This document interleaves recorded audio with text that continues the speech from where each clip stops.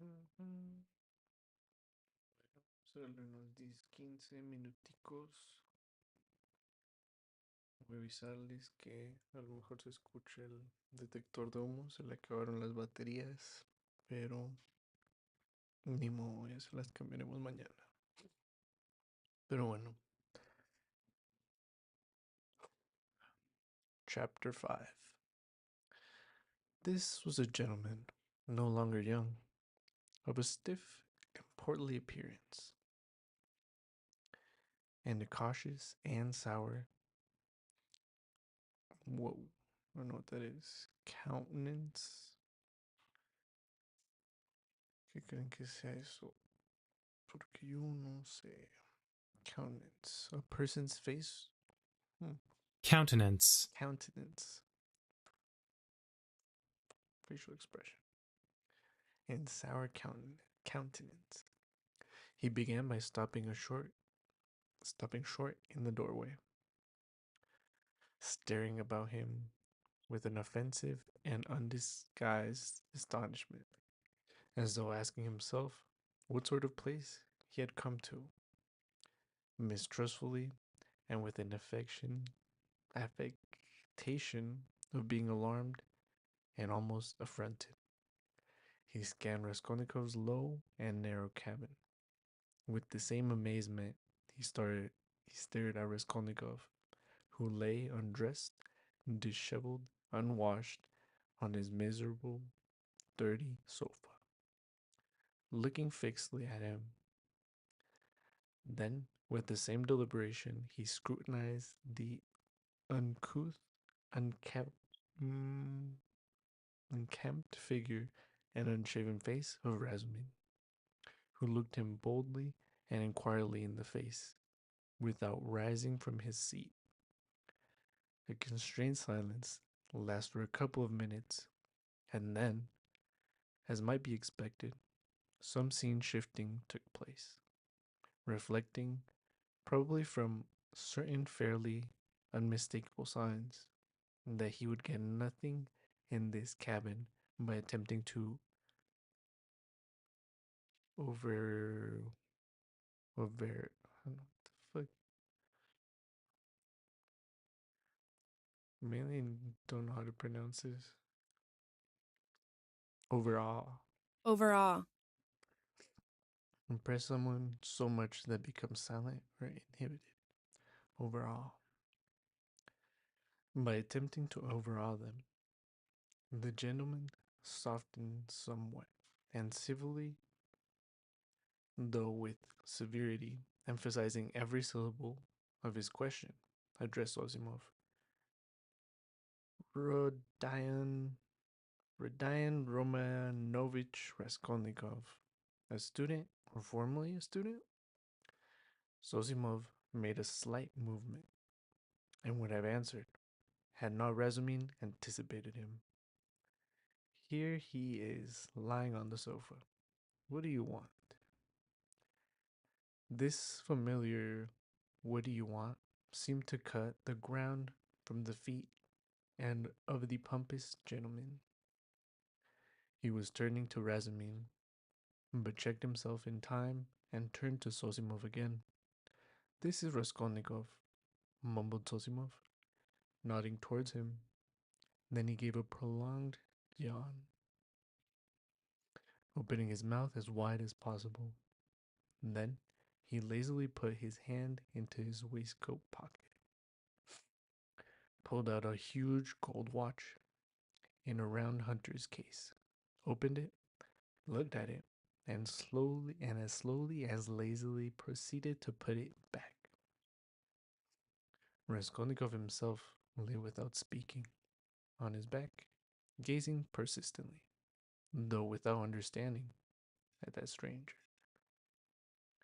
Now that his face was turned away from the stranger's flower on the paper, he was extremely pale and wore a look of anguish, as though he had just undergone an agonizing operation or just been taken from the rack. But the newcomer gradually began to arouse his attention, then his wonder, and suspicion, and even alarm. When Zosimov said, "This is Raskolnikov," he jumped up quickly, sat on the sofa, and with an almost defiant but weak and breaking voice articulated, "Yes, I'm Raskolnikov. What do you want?" The visitor scrutinized him and pronounced impressively, "Peter Petrovich Luzin. I believe I have the reason to hope that my name is not wholly unknown to you." But Raskolnikov, who had expected something quite different, gazed blankly and dreamily at him, making no reply, as though he had heard the name of Peter Petrovich for the first time.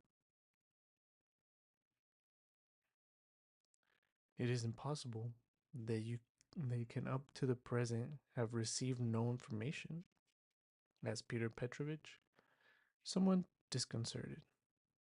In reply, Raskolnikov sank languidly. No sé qué es eso.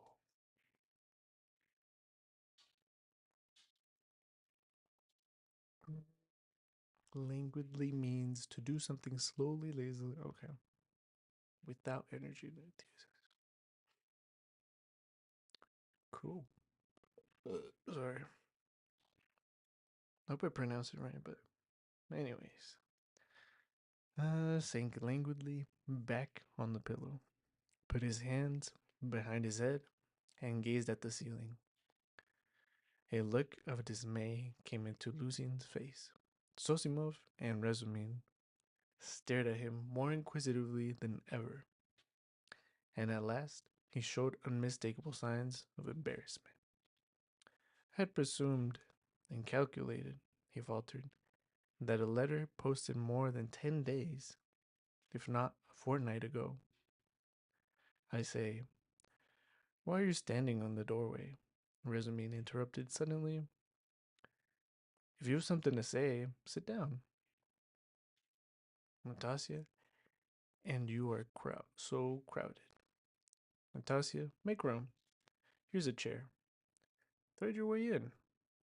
He moved his chair back from the table, made a little space between the table and his knees, and waited in a rather cramped position for the visitor to thread his way in.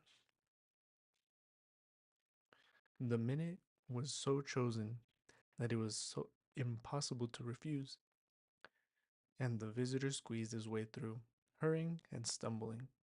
Reaching the chair, he sat down, looking suspiciously at Razumin. "No need to be nervous," the latter blurted out. "Rodya has been ill for the last 5 days and delirious for 3. But now he is recovering and has got an appetite. This is his doctor, who has just had a look at him. I am a comrade of Rodya's, like him, formerly a student, and now I am nursing him. So don't you take any notice of us, but go on with your business." "Thank you, but I should not disturb the invalid by my presence and conversation," Peter Petrovich asked of Sosimov. "No," mumbled Sosimov. "You may amuse him." He yawned again. "He has been conscious for a long time, since the morning," went on Razumin, whose familiarity seemed so much like unaffected good nature that Peter Petrovich began to be more cheerful, partly, perhaps, because this shabby and impudent, será como imprudente o impuro,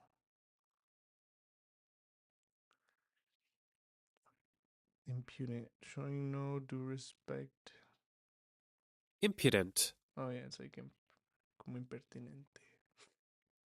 An impudent person had introduced himself as a student. "Your mama," began Luzin. Resume cleared his throat loudly. Luzin looked at him inquiringly. "That's all right. Go on."